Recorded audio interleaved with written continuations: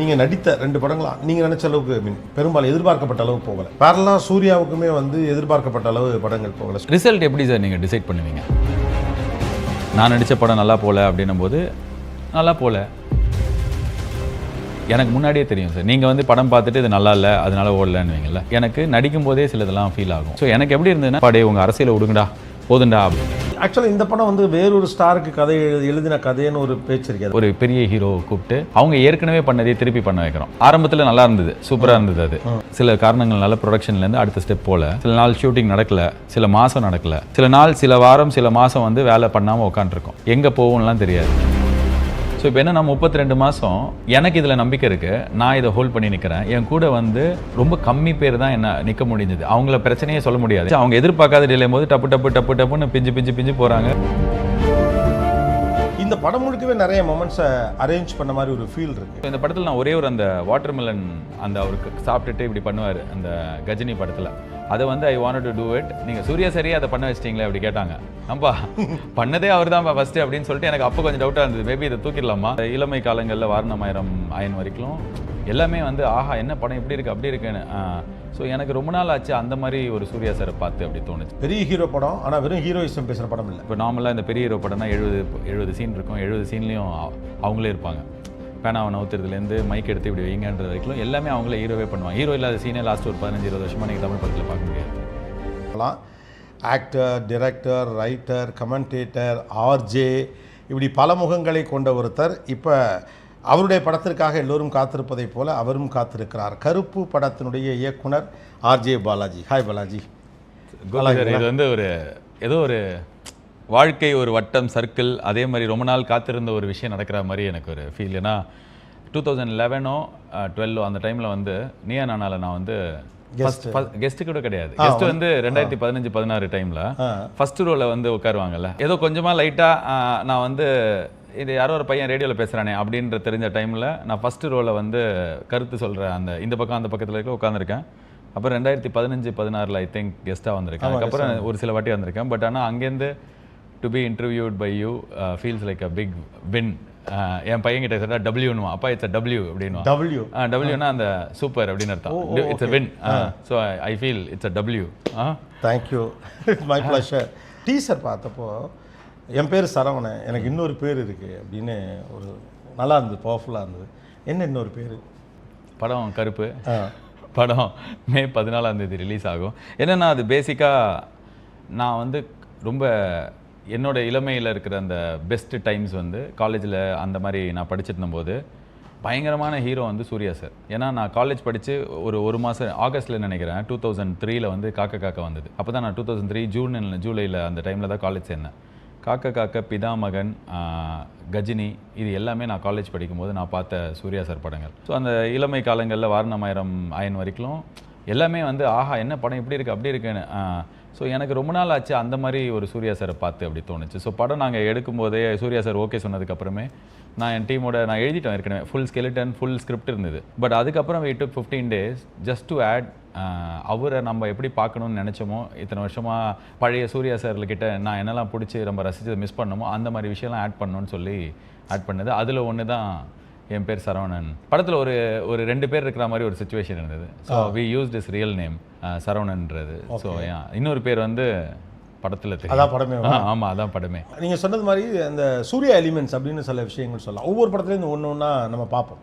இப்போ காக்க காக்க நம்ம இந்த உயிரின் உயிரை பாட்டில் அந்த ஓடுற சீன்லேருந்து தொடங்கி இப்போ ஒவ்வொரு படத்துலையும் நீங்கள் சொன்ன மாதிரி இந்த மொமெண்ட்ஸ் அதே இந்த படம் முழுக்கவே நிறைய மொமெண்ட்ஸை அரேஞ்ச் பண்ண மாதிரி ஒரு ஃபீல் இருக்குது. எனக்கு ஒரு விஷயம் சார், இப்போ என்னென்னா இப்போ நம்ம எல்லாருமே ஹொமாஜ் கொடுக்கறது அப்படின்றது ஒரு பெரிய ஹீரோ கூப்பிட்டு அவங்க ஏற்கனவே பண்ணதே திருப்பி பண்ண வைக்கிறோம். லாஸ்ட் ஒரு 10 வருஷமாக ஆரம்பத்தில் நல்லா இருந்தது, சூப்பராக இருந்தது. அது ஆரம்பத்தில் எப்படி இருந்ததுன்னா பரவாயில்லையே நான் இதில் பார்த்தேன், பாரு இதில் பார்த்துருக்கேன் ரஜினி சார்னா, இப்போ ரஜினி சார் பழைய படத்தில் பண்ணது. அப்புறம் ஒரு பாயிண்டில் என்ன ஆயிடுச்சுன்னா எல்லா ஹீரோஸையும் பெரிய ஹீரோஸையும் கூப்பிட்டு அவங்க பண்ணதே ரஜினி சார்கிட்ட போய் சார் நீங்கள் ரஜினி ஸ்டைல் பண்ணி காட்டுங்க, விஜய் சார் நீங்கள் விஜய் ஸ்டைல் பண்ணி சூர்யா சார் நீங்கள் சூர்யா ஸ்டைல் பண்ணி காப்பீங்கன்னு ஒரு பாயிண்டில் ரொம்ப வருஷம் பண்ணிட்டோம். நம்ம இப்போ 7-8 வருஷமாக இதை பண்ணிட்டோம். இந்த ஹோமாஜ் பண்ணுறது, ரீக்ரியேட் பண்ணுறது. ஸோ இந்த படத்தில் நான் ஒரே ஒரு அந்த வாட்டர்மெலன் அவருக்கு சாப்பிட்டுட்டு இப்படி பண்ணுவார் அந்த கஜினி படத்தில். அதை ஐ want to do it. But அதுவே இப்போ இன்றைக்கி இருக்கிற யங் ஜென்சி கிட்ஸுக்கு ஃபஸ்ட்டு யார் பண்ணான்றதே தெரில. ஸோ அப்படி திடீர்னு ஒரு இன்டர்வியூவில் தான் இந்த மாதிரி நீங்கள் சூர்யா சரியாக அதை பண்ண வச்சிட்டிங்களே அப்படி கேட்டாங்க. ஆம்பா பண்ணதே அவர் தான் ஃபஸ்ட்டு அப்படின்னு சொல்லிட்டு எனக்கு அப்போ கொஞ்சம் டவுட்டாக இருந்தது. மேபி இதை தூக்கிடலாமா, ஏன்னா இது வந்து ஒரு கன்ஃபியூஸ்டாக யார் பண்ணதுன்னு தெரியாத மாதிரின்னு. ஸோ எனக்கு என்ன, ஐ பிலீவ் பழைய அந்த ஃபீலை கொடுக்கணுமே தவிர அதே விஷயத்தை திருப்பி பண்ணுறதுல எனக்கு உடன்பாடு இல்லை. சூர்யா சாரை வச்சு நான் டான்ஸ் ஆட வைக்கணும், பஞ்ச் டைலாக் பேச வைக்கணும், காமெடி பண்ண வைக்கணும், ஃபைட் பண்ண வைக்கணும், எல்லாமே பண்ணோம். பட் அதே இருக்கிற பழைய படத்தில் இருக்கிற மாதிரி எனக்கு பண்ண வேணாம் அப்படின்னு தோணுச்சு. ஸோ அதனால் we have just created new moments where he can do all of this. Okay, அந்த ஃபீல் கிடைக்கணும். கரெக்ட். அதுக்கான ஒரு கான்டெம்பரரி மொமெண்ட்ஸை பில்ட் பண்ணி. Correct correct correct. ஓகே, இது ஒரு பக்தி சார்ந்த படமா இல்லை வந்து ஒரு ஒரு நம்பிக்கை சார்ந்த படமா இல்லை இது வந்து, ஏன்னா வெவ்வேறு மாதிரி தோணுது ஒவ்வொரு ஷார்ட்ஸ் பார்க்குறப்போ. நீங்கள் ஓஎஸ்எஸ்ல உங்களுக்கு ஷார்ட் வச்சுருக்காங்க, அது நீங்கள் தானே உங்கள்கிட்ட தான் ஏதோ சொல்லி முதல்ல அப்போ நான் அனௌன்ஸ் பண்ணல, அதனால எனக்கு தான் வச்சுருக்காங்க.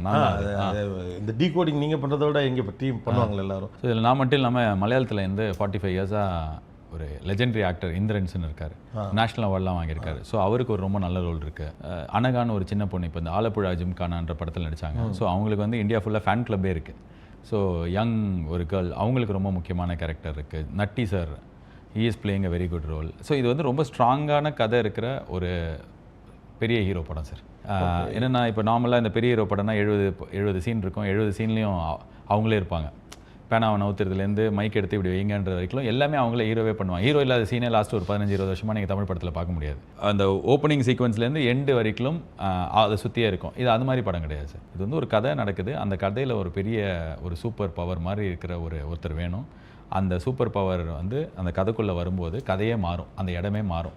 ஸோ அந்த மாதிரி சூர்யா சார் வச்சு ஒரு மாஸ் கமர்ஷியல் படம். ஆனால் அதில் மற்றவங்களும் மிளற மாதிரி ரோல்ஸ் இருக்கிற ஒரு படம் தான் சார்.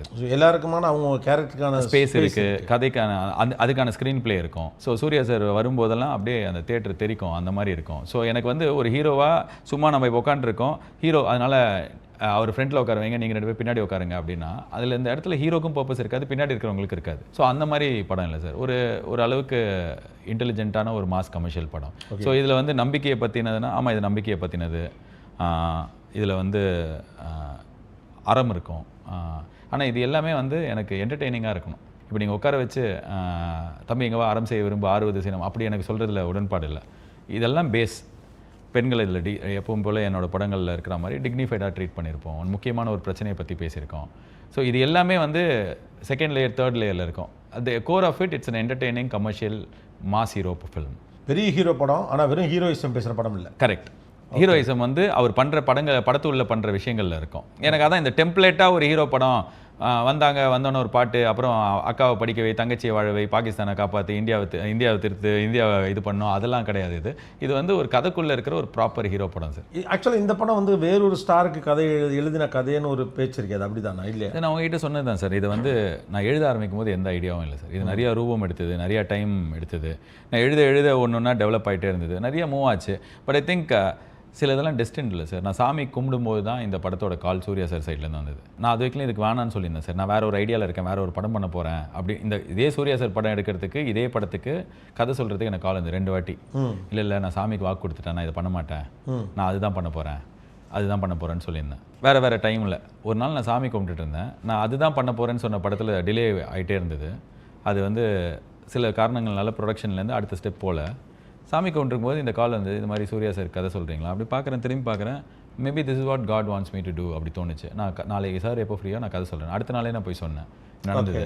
ஸோ ஐ திங்க் கருப்பு சாமியை பற்றினா நான் ஒரு படம் எடுக்கணும், அது சூர்யா சார் வச்சு எடுக்கணும் அப்படின்றது இட்ஸ் டெஸ்டின். ஸோ அதனால் இதுக்கு முன்னாடி இருந்த முன்கதை சுருக்கம் வந்து இதுக்கான முதலீடு தான் நினைக்கிறேன். நான் நிறைய வெர்ஷன் போயிருக்கு சார் இந்த கதை. ஓகே, அது டெவலப் ஆக வேறு வடிவங்கள் எடுத்து போய். கரெக்ட். ஒரு படம் பண்ணும்போது உங்கள் மைண்டில் என்ன ஓடும்? இப்போ ஃபார் எக்ஸாம்பிள் ஒரு சினிமாவில் சொல்லுவாங்க சார் சூழ்நிலைகள் அப்படின்னு. ஃபார் எக்ஸாம்பிள் இப்போ வந்து நீங்கள் எல்கேஜி பண்ணீங்க, மூக்குத்தி அம்மன் அந்த படம். பட் ரீசெண்டாக வந்து நீங்கள் நடித்த 2 படங்களாம் நீங்கள் நினச்ச அளவுக்கு பெரும்பாலும் எதிர்பார்க்கப்பட்ட அளவு போகலை. பேரலாக சூர்யாவுக்குமே வந்து எதிர்பார்க்கப்பட்ட அளவு படங்கள் போகலை. ஸோ இந்த படம் வந்து ஒரு கம்பேக் அந்த மாதிரியான ஒரு ப்ரெஷர் எதுவும் இருந்ததா? இல்லை சார், நான் ப்ரெஷரே எடுத்துக்க மாட்டேன் சார். அதாவது வேலை ப்ரெஷர் எடுத்துப்பேன். ரிசல்ட் எப்படி சார் நீங்கள் டிசைட் பண்ணுவீங்க? எந்த ரிசல்ட்டுமே டிசைட் பண்ண முடியாது. இப்போது நான் நடித்த படம் நல்லா போகல அப்படின்னும் போது நல்லா போகல, you have to accept and move on. எனக்கு வந்து இந்த அக்செப்டன்ஸ் வந்து எனக்கு முன்னாடியே தெரியும் சார். நீங்கள் வந்து படம் பார்த்துட்டு இது நல்லா இல்லை அதனால ஓடலன்னு வைங்கல்ல, எனக்கு நடிக்கும் போதே சிலதெல்லாம் ஃபீல் ஆகும். அது இப்போ நான் கிராஸ் டாக் ஸ்டாப் பண்ணேன் அப்படின்னா, சூப்பராக இருக்குது கிராஸ் டாக் ஏன் நிறுத்திட்டீங்கன்னு கேட்பாங்க. ஏன் நிறுத்திட்டேன்னா, இன்னும் ஒரு வருஷம் பண்ணேன்னா கிராஸ் டாக் நல்லா இருக்குது அப்புறம் அப்படின்வாங்க. போர் அடிக்கிறதுக்கு முன்னாடி நிறுத்திக்கணும் அப்படின்னு நினைப்பேன் நான். அந்த மாதிரி தான் படம் வந்து எடுக்கும்போதே எனக்கு சில படம் தோணும், இது ஓகே இது ப்ராப்ளி இது கரெக்டாக லேண்ட் ஆகாது. இல்லை எடிட்டில் பார்த்ததுக்கப்புறம் ஐயோ நம்ம அப்படி நினச்சோமே இப்படி இருக்கேன்னு தோணும். பட் இந்த படத்தை பொறுத்த வரைக்கும் நான் என்ன எழுதினேனோ அந்த படம் தான் சார் எடுத்திருக்கோம். And to be very fair to the producers, அவங்க எங்கேயுமே என்னை ஸ்டாப் பண்ணல, கேள்வி கேட்கலன்னா என்னை வந்து டவுட் பண்ணல. என் மேலே 100% சூர்யா சார் நம்பினாங்க. I want to say this, Suriya sir ஆகட்டும், இந்த ப்ரொடியூசர்ஸ் ஆகட்டும், Sai Abhyankar, Dev all given their best to this film. இப்போ இந்த படத்தில் ஏதாவது குறை இருந்தது, இது ஒழுங்காக பண்ணல அப்படின்னா, I am the only person who's responsible. I want to take the responsibility. படத்தில் இது நான் ஏன்ப்பா இப்படி இருந்தால் நான் தான் காரணம், படத்தில் ஏன்ப்பா அது அப்படின்னா நான் தான் காரணம். ஸோ நல்லா இருக்குன்னா அதுக்கு இவ்வளோ பேர் காரணம், அதில் நானும் ஒரு காரணம். நான் நல்லா வேலை பண்ணியிருக்கோம், நேர்மையாக வேலை பண்ணியிருக்கோம். பட் எங்கேயுமே ப்ரெஷராக நான் வந்து ஐயோ இது கரெக்டாக பண்ணிடணுமே, இது ஓடிடணுமேன்றதுக்கு பண்ணல சார். ஆனால் செமையாக பண்ணுறோம், சூப்பராக பண்ணுறோம், வா பண்ணலாம், சூப்பராக பண்ணலாம், ஐயோ இது சரியாக வரலையா, அப்போவா திருப்பி கரெக்ட் பண்ணிக்கலாம் அப்படின்ற மாதிரி எங்களை நாங்கள் தப்பு பண்ணமோ எங்களுக்கு தெரிஞ்சோ தெரியாமலே நிறைய டிலே இருந்தது அந்த படத்தில். சில நாள் ஷூட்டிங் நடக்கலை, சில மாதம் நடக்கலை, சில நாள் சில வாரம் சில மாதம் வந்து வேலை பண்ணாமல் உட்காண்ட்ருக்கோம். எங்கே போகும்லாம் தெரியாது. ஆனால் நான் பாட்டு ஆனால் அந்த டைம்லாம் வந்து எதுக்கு யூஸ் ஆச்சுன்னா, நாங்கள் பண்ண தப்பெல்லாம் கரெக்ட் பண்ணிக்கிறதுக்கு யூஸ் ஆச்சு. அண்ட் சில நேரத்தில் வந்து கடவுள் ரொம்ப கைண்டாக திடீர்னு வந்து இங்கே பாரு, அங்கே போய் அங்கே திரும்பி பாரு அப்படின்ற மாதிரி சில விஷயத்தை எனக்கு புதுசாக கண்டுபிடிச்சி கொடுத்தாரு ஸ்கிரிப்ட் உள்ள. ஸோ ரொம்ப ரேண்டமாக நிறைய நல்ல விஷயங்கள் நடந்தது. But I want to take like ownership on like this has come out well, we have worked hard, lot of people have contributed. if இதெல்லாம் மீறி நான் உங்ககிட்ட சொல்கிறத தாண்டி இந்த படம் நான் வந்து பயங்கர பெருசாக ஓடும் அப்படின்னு நாங்கள் நம்புகிறோம். கடவுள் அதை எடுத்துகிட்டு போய் சேர்ப்பார்னு எனக்கு நம்பிக்கை இருக்குது.